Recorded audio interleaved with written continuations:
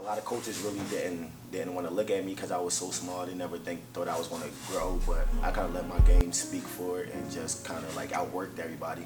I had to work harder than everyone else. Yes, I was always tall, but it didn't bother me because people were scared to, like, I don't know, they was just scared of me. For some reason, I'm just the coolest person, but they was intimidated because I was always so big, I guess.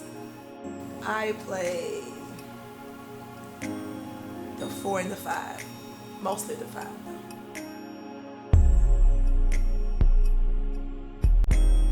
I have no doubts. No, I have no regrets.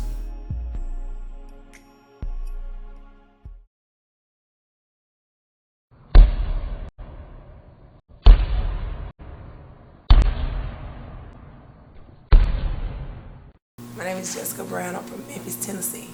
Kwahmere Gredic from Philadelphia, Pennsylvania. 5 a.m. workout, trying to get my grind in, trying to get all my work in, trying to get better before class starts, before we have practice and everything.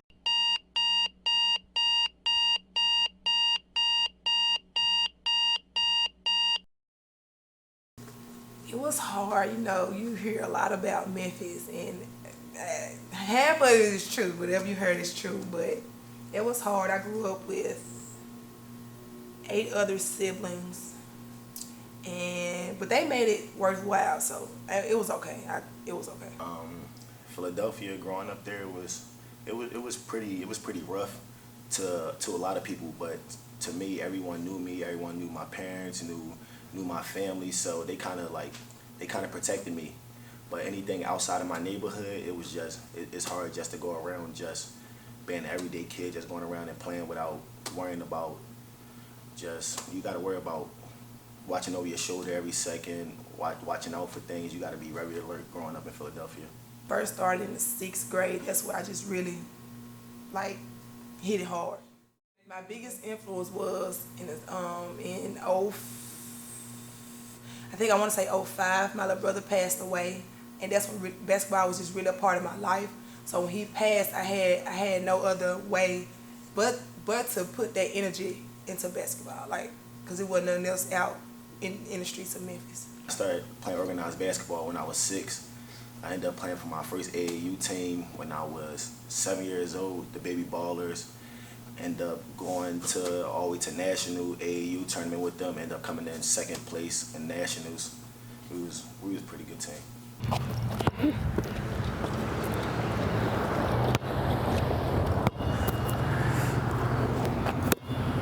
Whenever either one of us going through some problems, man, that's where we come, just to escape, just to get away from campus and stuff like that, man. We chill, we just come here and just have fun. Just like the old days, baby.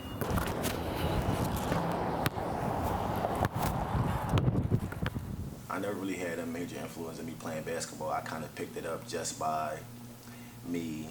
I used to love football. I used to have a love for the game of football, so my parents really didn't want me to play that because I was so small that when I get hit, it looked like I got really hurt and stuff like that. I used to be in pain after some games, but I had a natural love for the game, so I never really wanted to leave it alone, but my parents kind of got me out of it. They kind of stopped investing in me in football equipment, cleats, and all that stuff, so I just picked up a game of basketball. I kind of transferred my skills over to basketball. The transition, it was kind of easy because I had all the basics that I needed when I first started. So coming up, it was like, okay, you get better, you get better, you get better. When you get to this level, it's like it's easy, it's nothing. Coming from elementary to high school, it was a pretty tough transition because the game is just everything was faster, everyone was bigger, taller. It was pretty hard my ninth grade year, but by the 10th grade, I got the hang of it. Indoor, anywhere you could put a ball on a crate, cut the inside out, and you just on the crate. My favorite place to play when I was growing up was King Sesson. That's in Southwest Philadelphia, and another one of my favorite places to play was Smith Playground. That's where my AAU team was kind of started at a camp. That's in South Philadelphia. That was my 2 favorite places to play at. After a while, you get used to it, your body get trained to it. So it's like, it's almost second nature. When you feel like, when your body feel like it's time to get up, you're going to automatically just hop up. Dang, man, this field bring back so many memories. I remember coming here playing football before they built all this. Dang. Wow, man, it's so crazy because like, I used to ride this when I was younger, where I wasn't this big. I used to be. Oh, well, I think I'm too big for it now, but yeah. And this the court that I used to play on, play against the guys.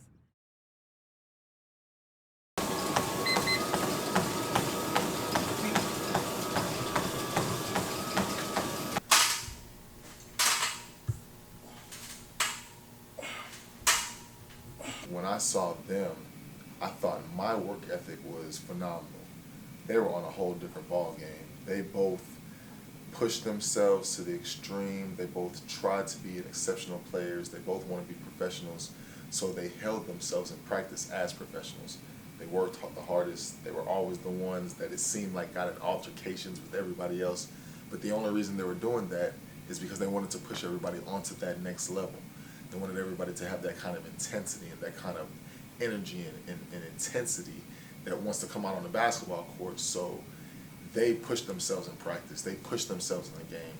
And being around them and working out with them and seeing their work ethic, it made me into a better coach because I had to push myself to want to coach those type of players.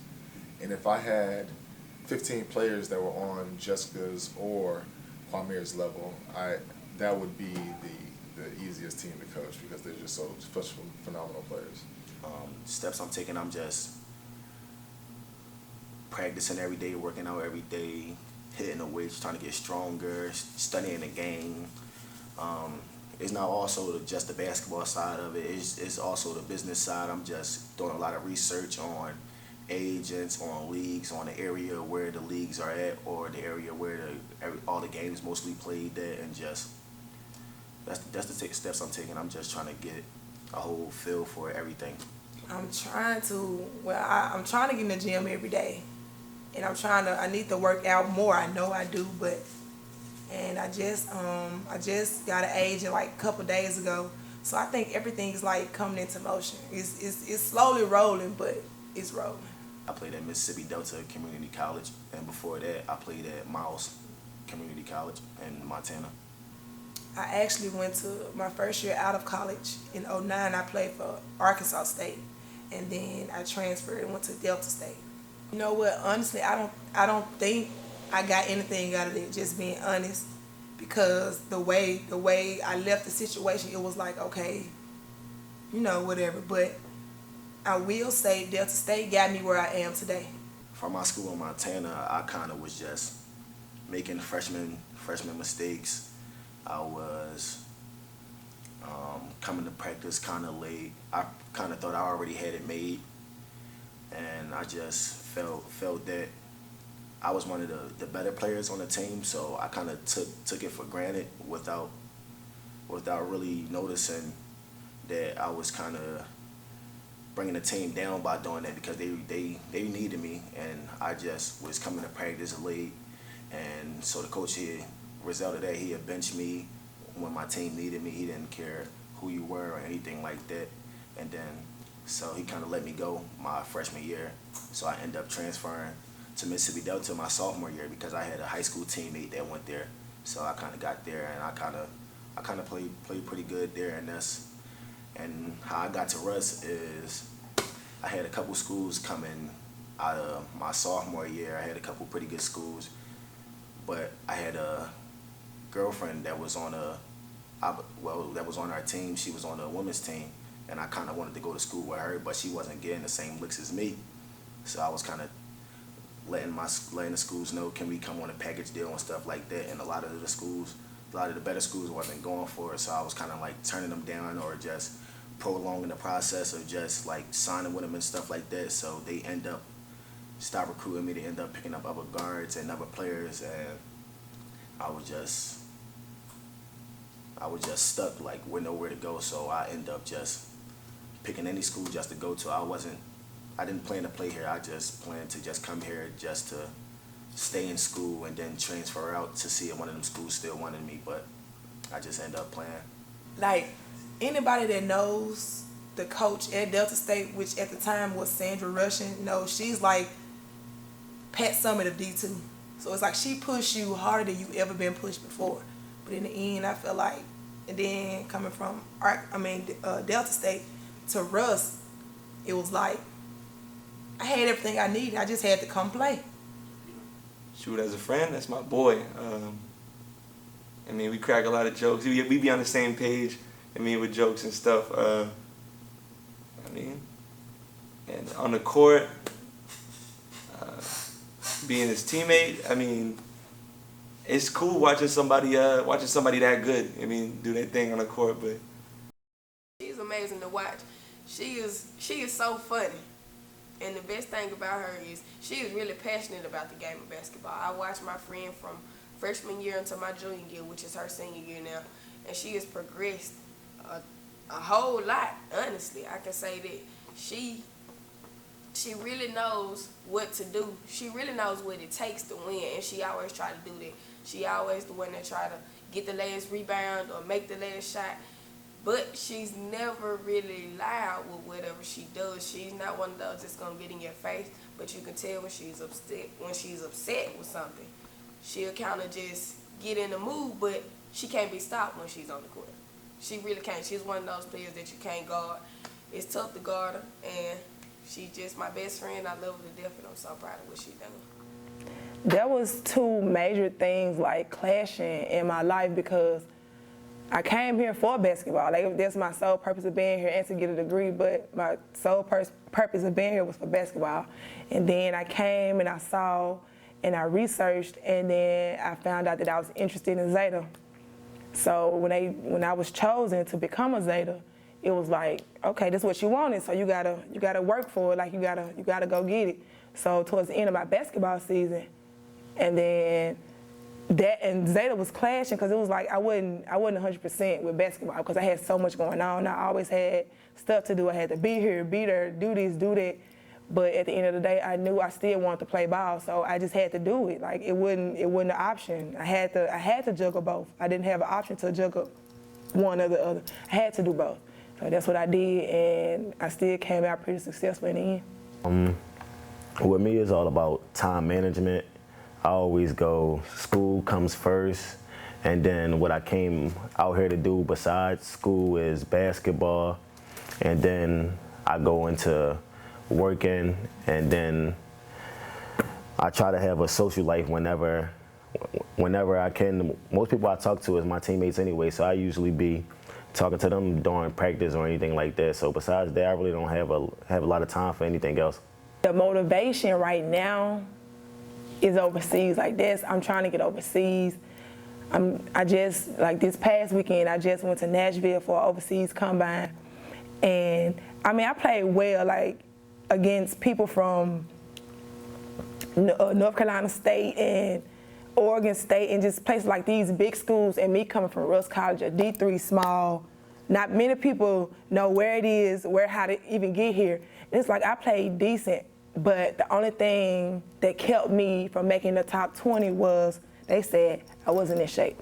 I wasn't in shape. So right now, that's my biggest motivation. Like, I have to get in shape because when I do go to another combine, I'm going to make top 20. There's no, I have to make it. Like, so I have to get in shape, basically. I have to get in. I'm in shape for this little level I've been playing on, but I'm trying to step my game up, so I have to get in. My motivation is not really know that I really don't have basketball. Like, I don't have basketball to depend on to help me be in shape. I just know that as long as I keep on working, as long as I keep on staying in shape and keep grinding, I have a good chance of making it somewhere after I graduate or after school or anything like that. I mean, it's kind of like a bittersweet moment, but I can't be sad because I feel like they work for this. This was their main purpose, to come here meet a couple people, and then leave. We wasn't here. I mean, we didn't come here to be here forever. You know, some people do it in 4, some people do it in 5. Just so happened that the class I came in with, I'm not leaving with, but I will be graduating next year. I gained some pretty strong friendships, some players that I would like to keep in contact with at the school, but I know it's going to be hard because we so far away. So one of my closest friends, that his name Paul, it'd be easier contacting him or meeting up with him because he's right there in Boston. That's kind of close. But for everyone else, we just going to have to keep in touch by video chat, just to let each other know how we doing, what's new, and things like that. But besides really just being able to see each other and just kick it with each other and just being able to hoop with each other again, I really doubt that'll happen again. Biggest dream is graduating in December and going to play overseas. My biggest dream right now is making someone's pro team at one of the highest levels at NBA or a high level overseas, stuff like that. That's my biggest dream right now. That's what I'm chasing.